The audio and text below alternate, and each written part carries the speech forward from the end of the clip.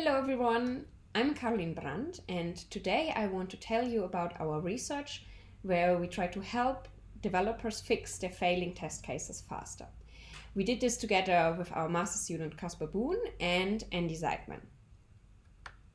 We are in the area of continuous integration, which is an integral part of every software engineering project nowadays.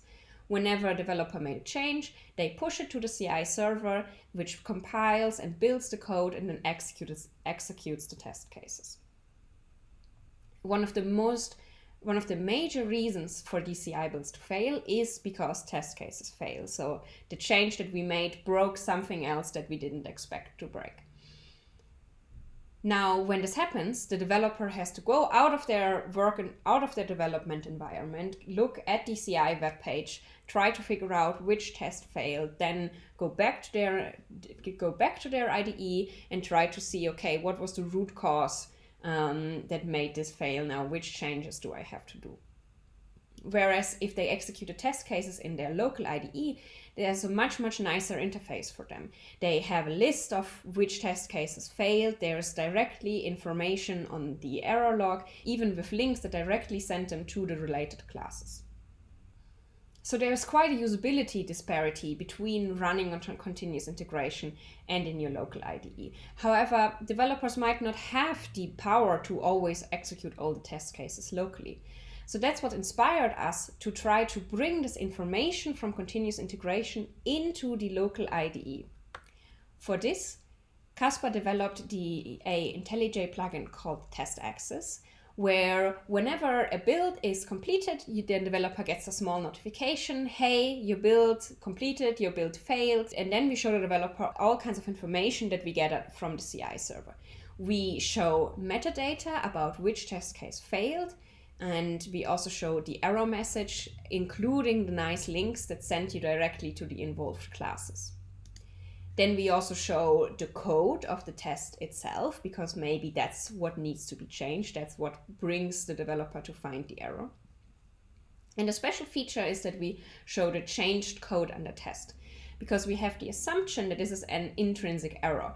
That in the last build, the test case passed, and now the test case fails, so the changes that were made to the code in between are somehow responsible for this failure. In addition, a test case, we say, is only influenced by code lines that it executes. So these code lines influence what's the outcome of the test case. So combining these two kinds of information, what is the code that changed and what is the code that is executed by the test case itself, brings us to the lines that the developer should likely be focusing at, because that's where we expect the error to be. And this is what we show in this kind of coverage view. We have green, the changed lines, in yellow, the lines which are covered by the test case, and then in purple, those where both is the case. So these are likely the lines that the developer should focus on that somehow lead to the error. The question that we asked ourselves is, does this really help developers fix the test cases faster? So we conducted a user experiment with 16 participants, and their task was to fix a failing test. And we compared the plain GitHub pull request interface against the Test Access plugin interface. We had 4 categories of test cases that the developers had to fix. And they are separated by which information is needed to spot the root cause of the error.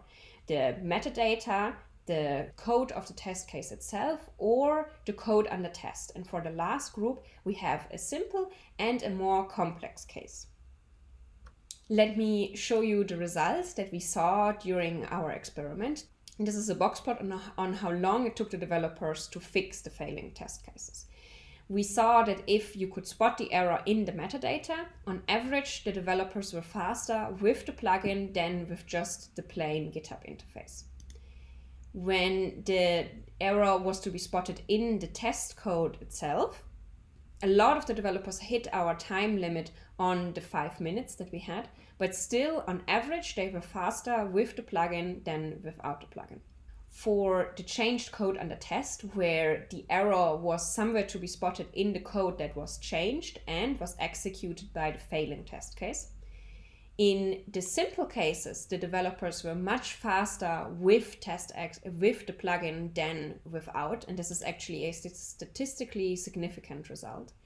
However, in the complex cases where the kind of error which was much harder and much more hidden, our results are inconclusive, because in the first case, the developers took longer when they used the plugin, and in the second case, they were faster when using the plugin.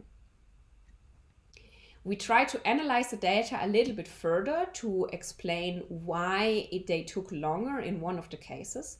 And one thing that we found is that more experienced developers took more time when using the plugin than less experienced developers. And one possible explanation that we are having is that it's for experienced developers more difficult to add a new tool to their tool belt, whereas new developers might accept the features of the new tool more easily and not have already their predetermined way of solving such a failing test case.